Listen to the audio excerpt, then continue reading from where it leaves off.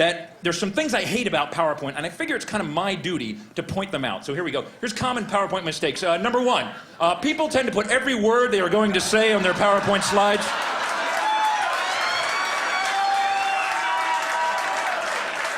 Although this eliminates the need to memorize your talk, ultimately this makes your slides crowded, wordy, and boring. You will lose your audience's attention before you even reach the bottom of your first slide.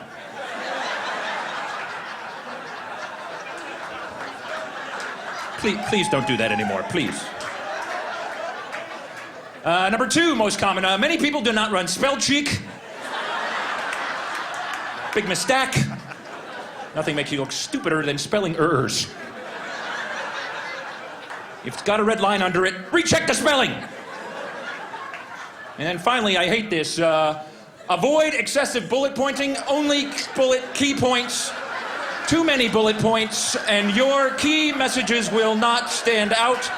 In fact, the term bullet point comes from people firing guns at annoying presenters.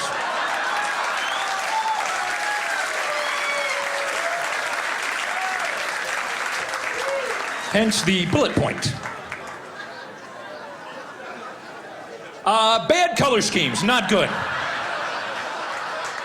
Clashing background and font colors can lead to distraction, confusion, headache, nausea, vomiting, and loss of bladder control.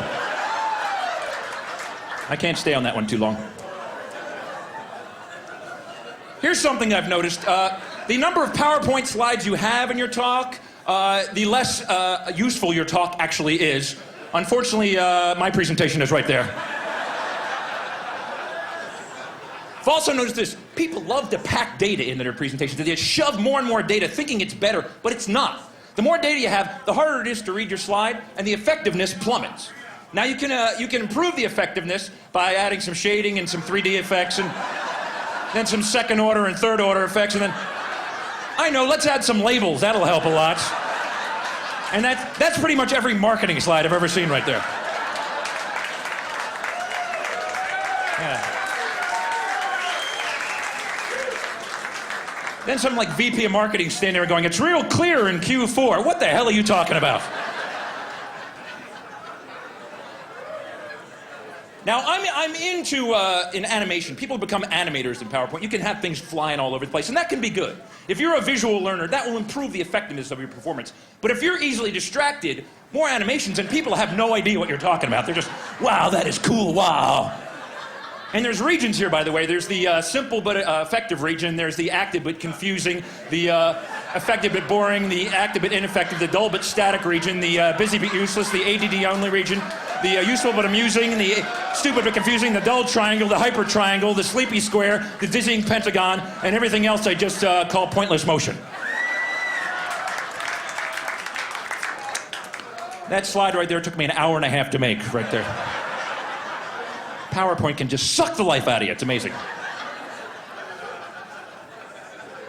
I've also come up with this. It's a kind of a little science I've invented called font analysis. Basically, the font you choose says something about who you are as a person. There's a huge list of fonts, and you choose one, and that says something about you. So be careful the font you choose.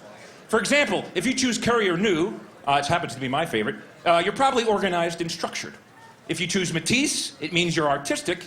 And if you choose Times New Roman, it means you're lazy, apathetic, and unimaginative, and you always use the default. Oh.